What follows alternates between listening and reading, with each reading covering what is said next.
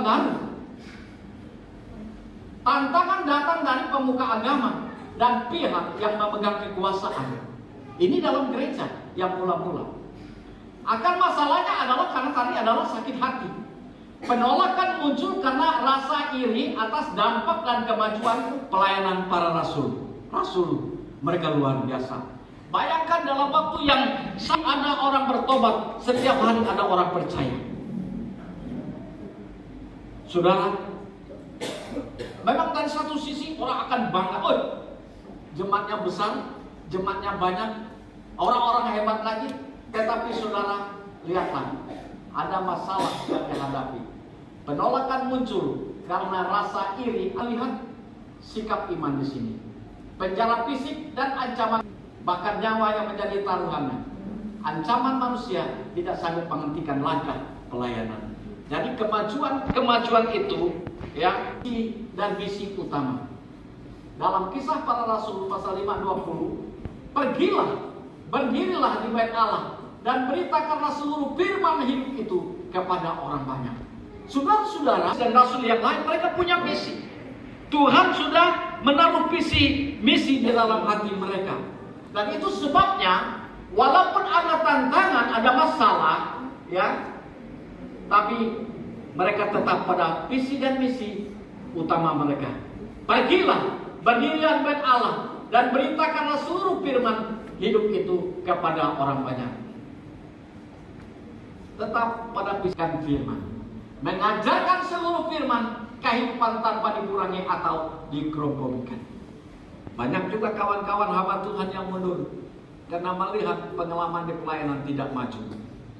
Dan pengalaman-pengalaman bagaimana mereka menghadapi tantangan. Lalu akhirnya sudah gulung tikar, pulang sajalah. Ya. Atau minta pindah dari tempat itu.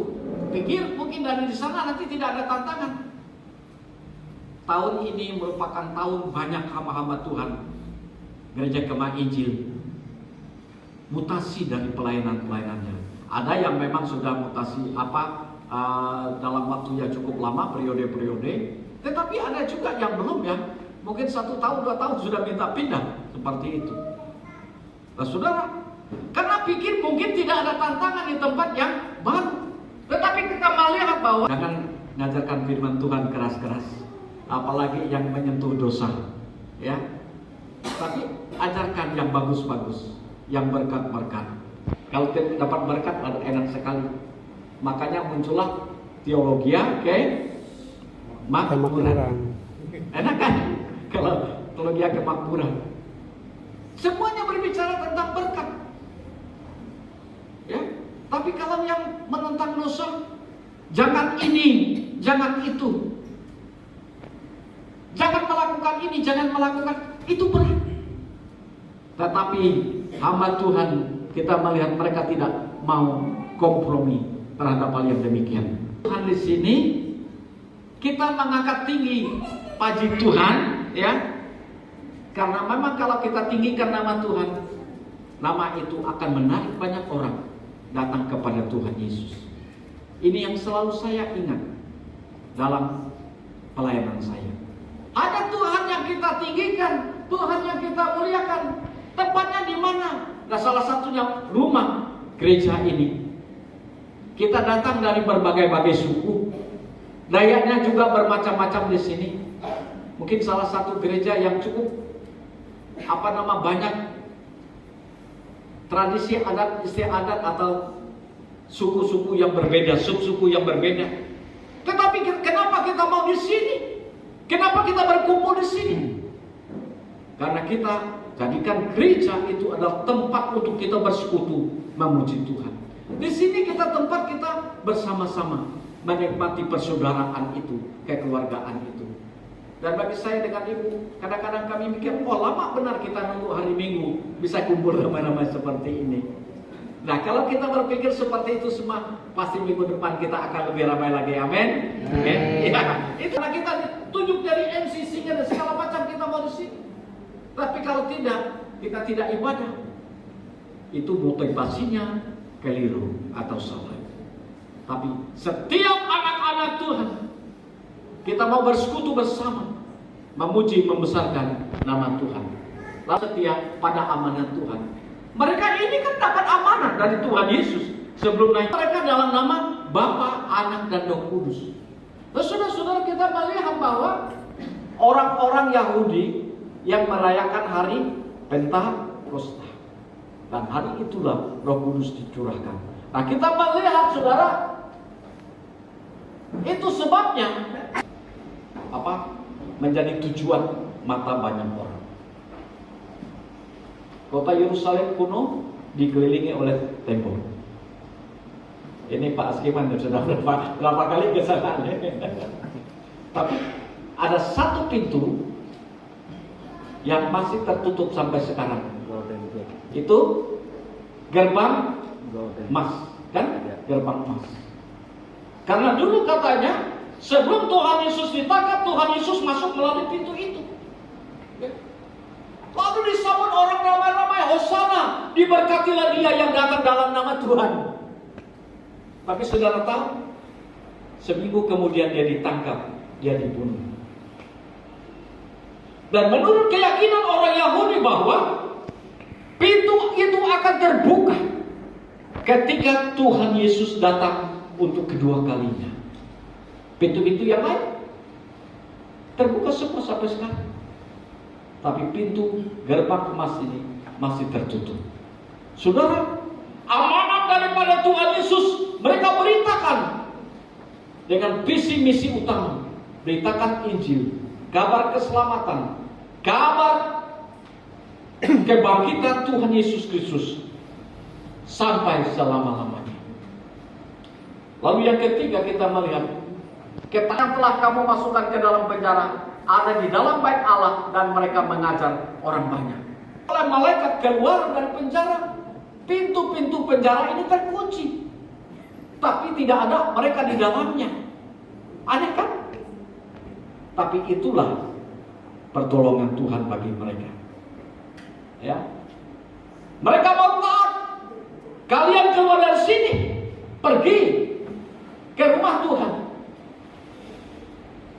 ke bait Allah, dan mengajar orang banyak.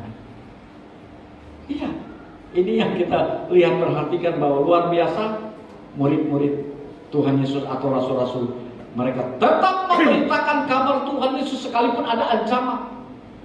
Penjara-penjara tidak membuat mereka takut dan gentar. Walaupun tadi mereka orang-orang yang pernah takut, orang-orang yang pernah cemas, orang-orang yang pernah ragu akan kebangkitan Tuhan. Tapi setelah Tuhan Yesus naik ke surga, kita melihat semangat pelayanan mereka luar biasa.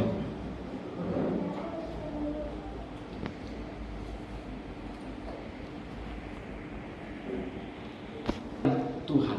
Dan sekalipun kita, ya, pertolongan ajaib, Tuhan berkuasa menolong dan melepaskan hambanya dari belenggu masalah ini. Nah, perhatikanlah, malam-malam itu malaikat Tuhan datang, bawa mereka keluar tanpa rasa takut. Tidak perlu takut melakukan kebenaran yang berasal daripada Tuhan. Kalau kita melakukan kebenaran, tidak perlu takut. Kita dengan berani beritakan bahwa Yesus yang kita sembah, Tuhan yang kita percaya, itu adalah Tuhan yang hidup. Luar biasa, puji nama Tuhan. Jadi tidak perlu takut. Tidak perlu takut kita ibadah, ya. Tidak perlu takut kita pergi ke gereja. Tidak perlu cemas kalau kita mendukung pekerjaan Tuhan. Tidak perlu khawatir nanti kita akan kurang. Karena itu Tuhan tolong kita dari semua masalah-masalah yang kita hadapi. Dan sebagai penutup, setiap kemajuan pelayanan akan menghadapi tantangan, dan kita harus setia pada visi dan misi yang Tuhan berikan kepada kita. Kita jalankan dengan taat dan setia, dan ada pertolongan Tuhan pasti menolong dan melepaskan kita dari setiap masalah yang kita hadapi. Tuhan Yesus memberkati. Mari kita berdoa. Tuhan, kami bersyukur oleh karena firman Tuhan mengingatkan kami bahwa dalam kami mengiring Tuhan, dalam kami melakukan semua yang Tuhan kehendaki, dalam kemajuan-kemajuan yang kami dapatkan, kami juga mendapatkan tantangan, mendapatkan masalah-masalah yang harus kami hadapi dalam kehidupan kami. Mungkinkah ada di Jemaat Shalom yang berkumpul pada hari ini sedang dalam masalah, sedang ada dalam tantangan, oleh karena mereka takut akan Tuhan, setia kepada Tuhan, mengasihi Tuhan. Oleh sebab itu Tuhan memberkati. Belajar bagaimana Tuhan pasti menolong kami, melepaskan kami daripada semua masalah yang kami hadapi. Asal saja kami tetap setia kepada panggilan kami, tetap setia kepada visi misi kami, untuk kami mempermuliakan Tuhan dalam kehidupan ini. Berkati kami semua Tuhan yang hadir dan mendengarkan firman Tuhan ini. Terpujilah nama-Mu Bapa. Dalam nama Tuhan Yesus Kristus kami berdoa. Amin.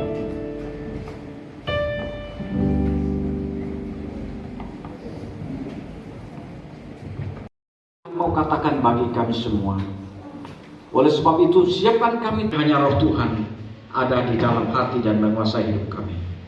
Dalam nama Tuhan Yesus Kristus kami berdoa dan mengucapkan syukur. Sama-sama kita katakan amin. Demikian juga Tuhan Yesus mengutus orang-orang yang percaya. Itulah satu tema yang nanti akan kita buat selama pada hari ini. Saya masih melanjutkan bahagian firman Tuhan terdapat di dalam Kisah Para Rasul pasal yang ke-5 ayat yang ke-17 sampai ayatnya yang ke-25. Mari kita buka firman. Tidak seorang pun yang kami temukan di dalamnya.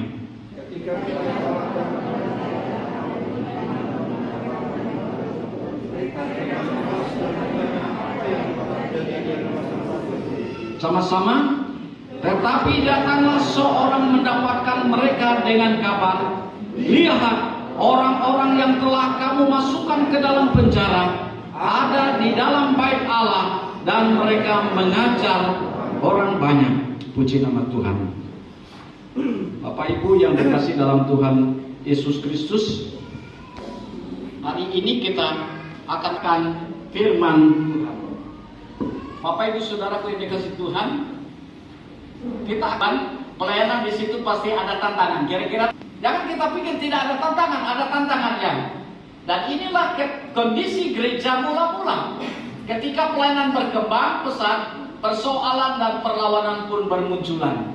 2 minggu yang lalu saya khotbah tentang apa? Ananias dan Safira. Yang intinya apa? Tidak ingat? Saudara, saya berbicara pada waktu ini, gereja ini sedang berkembang luar biasa. Tetapi kok ada tantangan yang mereka hadapi. Ada coba-coba mau bermain-main. Ada coba-coba orang yang mau menipu. Ada coba-coba orang yang... Disitulah Tuhan Allah menjaga kekudusan hidup dalam gereja. Jangan main-main dengan Tuhan. Jangan dustakan. Dan itulah satu kemajuan. Nah, hari ini kita juga akan melihat bahwa ketika pelayanan berkembang, tantangan tidak boleh menghentikan pelayanan kita. Tantangan tidak boleh menghentikan kegiatan kita dalam rohani. Ini dalam Kisah Para Rasul pasal ini 17-18, akhirnya mulailah, yaitu orang-orang dari mazhab Saduki bertindak sebab mereka sangat iri hati. Mereka menangkap rasul-rasul itu lalu memasukkan mereka ke dalam penjara. Ya. Imam-imam besar dan pengikutnya, bukan hanya imam tetapi ada pengikutnya. Orang-orang dari mazhab Saduki ini salah satu sekte atau salah satu kelompok mazhab Yahudi. Ini adalah orang-orang yang boleh dikatakan orang yang juga kelihatan sangat rohani ya. Ini orang-orang dalam, imam-imam besar.